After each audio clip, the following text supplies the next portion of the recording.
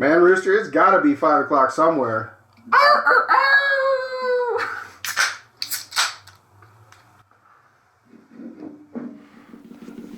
Wind it up. And we're back. We are back. Thanks for visiting. You know. This is the show. Bishop. The Roost.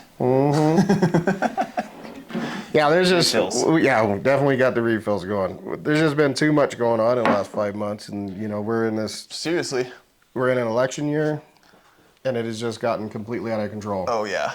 Just complete. And I had this really interesting conversation the other day with somebody that is literally came knocking on my door from the Democratic Party, right? And you usually see them like at a supermarket or whatever. It's very rare you see a lot of people going knocking on doors in neighborhoods, right? Which I thought was weird. But so I made a general point, and it was okay. So I have to, this is how I posed it. I have to ask a question: is that during the current presidency that we have, right? It was all about unity. It was all about bringing everybody together, right? But now, if you look at what's going on in the media, they're creating such divisiveness and separation from one party to another. Like they're literally alienating the shit out of themselves. Totally. And I do not understand it. I don't understand it on either side why that language continues. Whereas we've never really had a candidate that doesn't identify people by their race. Yeah. Right? Because to me, everybody, if you're here legally, you're born here, or you become an American, you're an American. Yeah. I don't care what color you are. Literally. I don't care where you're from. You're an American. But we still don't have candidates that approach conversations that way. Seriously. They still use segregated identifying groups. And ideologies for all of their, they know we got to get the Mexican vote and the black vote Right. and the, But why? It's like, can't you just appeal to Americans? Right. Like, and that was my question. And then this poor guy is like, you know what, you're right. he's like, sir, I don't know. I just work here. And I even asked him, I said, can you tell me in the last, 3.5+ years that your life is better? Because I can tell you honestly, it's not. The amount of money and the stress and everything that has happened over the last 4 years has just been, I hope my children never have to deal with this. I hope your children, when you finally have children, never have to deal with this again, because this has just been horrible, And to touch back on what we were talking about, how it's always been the same. Yeah, exactly. It's always been the same. It's easy to think like, oh, the world is so tough and strange nowadays. That's what I was saying. Bringing a kid into this world is so dangerous, but we've always been on the edge of disaster. Yeah. It's like, and even when you talk about kids right now, like people don't really understand that worldwide, even in countries that were growing basically what I would say out of control, and that being India for the main example, but China just because of their sheer population. But birth rates across the world are down dramatically, and they keep going in decline. yeah. But then that also makes me ask myself, well, if we're in a decline, whatever it may be, a few percent every year, and we have been for over 15 years, why is there still so much development? Why is there still so much going on? Seriously. Like, how is that possible? So much expansion. Corporations have record profits every year. Right. If you have less people, so, in the last 20 years, if you were to extrapolate that over 20 years, so now you're literally dealing with new young adults going out into the marketplace. If we've been in decline for this long, how is that possible? Yeah. How is that possible? Seriously. That doesn't make any sense. We even look in our area, as much as everybody thinks that the sky is falling and that everybody's developing everything, which they're not. It's the same as it's always been. Yeah. And my excuse has always been, you don't want it, then people need to stop having kids. I don't use that language. I actually spice it up a little bit. But that's what needs. That's the reality. Yeah. But that is the reality. That is what's happening. Exactly. People are having less kids. So how is it still happening? Yeah. That doesn't make any sense. It's all driven by, and I am not no fucking communist. Let's not get it confused now. But fucking rampant capitalism, where these corporations basically control the fucking world, not just our country. It's like they're, BlackRock's projected to own 70% of single-family homes in the next 10 years or whatever, and we're gonna have an entire generation of renters. That's just one thing out of like the insane and it's hard to blame the corporations because it's how their systems are set up. Where if they don't do as well as the previous year, then the company goes under because they have to improve every year, and the system's made on they have to improve, and it's just sucking the life out of fucking everything. Meanwhile, we're sending billions of dollars to bomb tens of thousands of people on the other side of the world, and I can't afford to buy fucking groceries or a house. Like, I mean, I'm not gonna say that Palestine's right, Israel's right, or whatever. It's a very complex issue, but I don't think that we should be funding this whole fucking operation. No, It's insane. And to touch on that just briefly is that we've had discussions on this show about this, is that this is something that's been going on for over 2,000 years, and as a matter of fact, Their conflict, you mean? yeah, Yeah. and that it's not going to change, and there's so many different weird nuances to the argument and the discussion, because I not to single out any one group, but they're literally battling over an area where one side, who whether they're Christian or Muslim or whatever, believe that they're supposed to be in this area, and then you have, because if you look at it, there's really only three real big Holy sites? Is that what you're talking about? So we've got the Muslim religion has Mecca, and then Istanbul. I believe so. I don't remember. And then you've got the Jewish and Palestinians that they want Jerusalem. And then you have the Roman Catholics that have the Vatican City. Yeah. Right? But if you look at how close they are in proximity to each other, that area has always been a hotbed. Yeah. No matter what. Yeah. And why are they arguing over who's right and who's wrong? When it's the same thing that you're looking at with, let's say, the Ukraine and Russian war. Who's right, who's wrong? It's literally a land battle. That's what it is. That's exactly what it is. It's 100%. A land battle.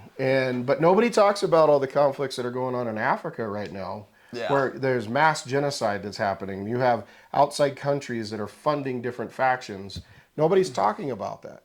And same thing in South America, where there's different groups that are totally exploiting different land rights just for resource. Nobody talks about it. Yeah. Right? Because like I said in the break, before the break, was the fear mongering that they put into people 100%. should be criminal. Yeah. Should be criminal. It's how they manipulate people. Right. It's through fear. It's the strongest emotion. It should be criminal. 100%. That you would make somebody feel that anxious about just acknowledging another person. Yeah. Right? Like that shouldn't happen. Seriously. And I go back to my fact of we need to have people that are actually going to address Americans as Americans. Yeah, seriously. And stop calling them Black Americans. Yeah. Stop calling them Chinese Americans. Democrats, Italian Republicans, were Irish Americans. It's like, once it boils down to the raw meat of everything, everybody wants the same thing. They want prosperity for their families and their children, and and they want equality for people. And it's like, it's really not a super complicated issue, but everyone gets caught up in all the details and gets so emotional about everything that you can't make any freaking progress. So it's insane. I saw this hilarious video of this guy going around asking people's opinions on the Israel-Palestine conflict and all that stuff. And so many people had so many strong positions on it, and they were religious based, and they were using their religion as the reason to why to do it. And he said, "Okay, well, let me ask you this question: who would Jesus bomb?" And everyone was like, "Oh shit!" He was like, "No. Who would Jesus pick to bomb and destroy and melt down cities? And who would he choose?" And posing that question to people and making them realize that they're using this ideology in a way that it was not designed to be used. It's a weaponized ideology, 100%. And because I don't care what religion it is, I don't care what the belief system is, because whether it's a prophet, if it's a Messiah, whether it's yet to come or whatever, it's teachings that came out of thin air, all that preaches peace and love. Exactly. That's it. Exactly. Right? Harmony within with everyone. Yeah. But yet you've got just like you said, you've got this weaponization that's happening that is just that is criminal. Yeah, like exactly. That how is that possible? Yeah. How is that possible? And so, we could have a whole episode on that, but it's always the same, right? And I don't care what it is. It's somebody always wants what somebody else has. Exactly. It's well, I'm not happy, so they're not. I don't want them to be happy. It's greed and vanity, right. And part of that conversation was that I've had. I go, and if you honestly believe, and I don't want to offend anybody, and that's totally out of character for me, but if you believe that these religions are the cornerstone, then I'm going to give two examples. I'm going to give one that on the Christian side of things, because I tell everybody I'm a recovering Catholic. So in the Garden of Eden there was two, right? And they had two sons, right? Well, Cain killed Abel, but then Cain left the Garden of Eden and went to a neighboring village and married. So how's that possible? Where did the village come from? Right. The other part of this is that if you believe that, and I put this down because I understand that religion is about faith, but if you believe that we've only been a civilization for 2,000 years, right? It was still a civilization before Jesus got here. Yeah. Right? So how is it possible that we have all these ancient civilizations around the world? Seriously. How we can carbon date things that are 11,000 years old, like older on the young side. Yeah, older. Exactly. I mean, they just pulled up hand tools in Europe that date back 40,000 years. Yeah. That's crazy. 40,000 years. Yeah.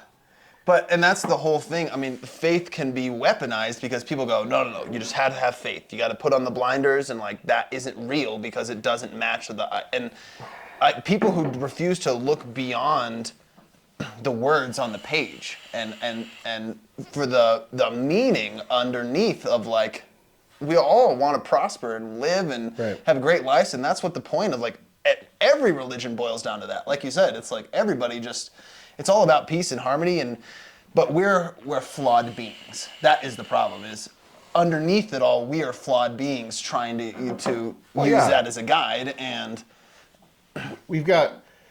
But I feel like that is where government and religion really take anchor. Right? Because we are flawed. We're just human beings. We all make mistakes. We all do things that we shouldn't have done, or we're lackadaisical and should do more. And we're not. Right? There's so much knowledge out there. We're just not educated enough. Everyone, no matter how good you are at knowing one thing of knowledge, it's you don't know about this whole thing, and it's so just ignorance. That's why I think knowledge is the key to everlasting good. It's because if everyone knew everything, then everyone would know everything and it'd be over. The discussion would be over, and you could know what to do one way or the other. But ignorance is, people love to live in ignorance because they don't want to have to face the fact that their ideas might be wrong, their beliefs might be wrong, they might be wrong. Right. So, and I'm not just saying other people. I'm not pointing the finger. It's all of us. Yeah, it's I do it. You do it. It was funny, a couple of weeks ago, I was distracted driving or something, and Aaliyah and Cole were in the car, and Aaliyah called me a bad driver, and it took me a second to reflect on it later that it hit me in my core, and I got really offended about it because driving's been such a big part of our family. It's something that I identify with as being a good driver. Right. Point in fact. Yeah, exactly. I've been driving my whole life. I identify with being a good driver, and I got emotional about it in the moment, and I kind of had to catch myself and be like, whoa, why did I have such a harsh reaction to those words? Yeah, I was distracted or whatever. And instead of getting defensive and attacking that position, being able to self-reflect and be like, she's obviously, her perspective is valid. Anyway, it's just something that I've been thinking about. It's easy to point the finger at other people but we all attach to our ideologies and feel like they're a part of us, Oh, we do. I think, but I also think that's what makes individuality. Yeah.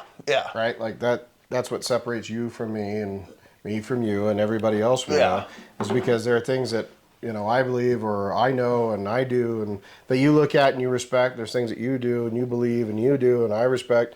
And then there are things where I'm sure, like, if common misconception with some of our followers is that Rooster and I are always together, and we're not. We used to be. We used to work together a lot, but we're not. But I'm sure if we worked together in more of a and not in a real professional environment, right, there would be things that you would critique me on, and I would critique you on. Exactly. But at the same time, it's like what I do with my employees is that I look for the strengths in all of them. Totally. Right.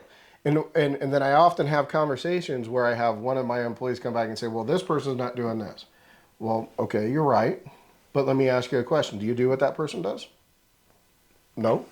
Well, you don't, or they don't do what you do. Exactly. They don't have your experiences and vice versa. There's a reason I'm telling everybody what to do is because in order to manage people correctly, to get things done, to make that goal, you have to understand that. And then I've had them come back to me and they're like, okay, well, you didn't listen to me on this.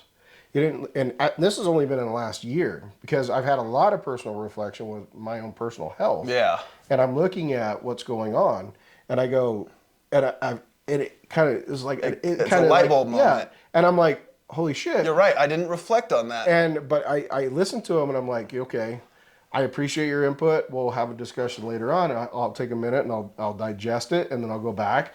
And whether it's right or wrong, I'll let him know. And I'm like, okay, well, hey, Rooster, I appreciate you saying that, but I'm going to tell you that I think you're wrong on this basis. Or I may come back and say, Rooster, you know what? You're absolutely right. And I apologize. Exactly. It was something that I didn't even think about. Yeah. And you're completely right. And that's something that I've grown hugely. Being in the first serious relationship of my life for over a year now, I have learned to understand alternate perspectives the hard way. Oh, yeah. a lot of times. Oh, yeah. Oh, yeah. So, and it's very eye-opening to when you get in an argument over something stupid, and then once you get past it and you break down the experiences of two different individuals and how they shaped that belief, right? It all makes sense. You can totally understand. And knowledge is the ultimate power. Ignorance is just what causes all this conflict in the world, in my opinion. Right.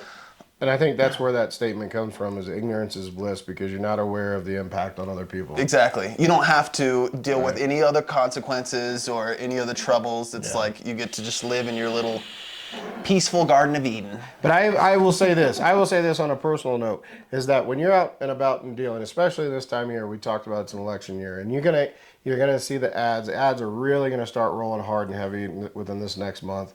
And whether it's family member, friends, or a complete stranger, you run into somebody, just remember that their perspective is their perspective. And the greatest kindness you can do to anyone is just give them a minute and listen, right? And whether you still disagree with them or not, that's great. Just smile and say thanks, have a great day, and walk on.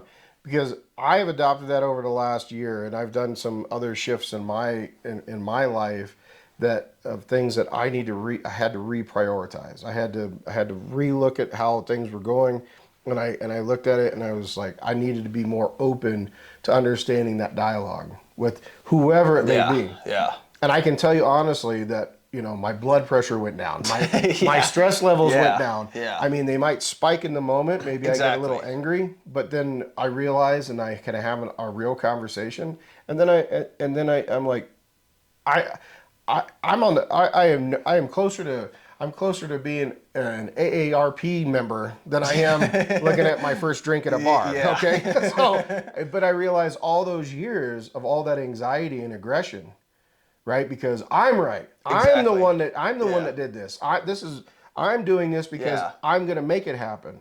Where had I just stopped for a minute and just had a conversation, things might have been completely different. Totally.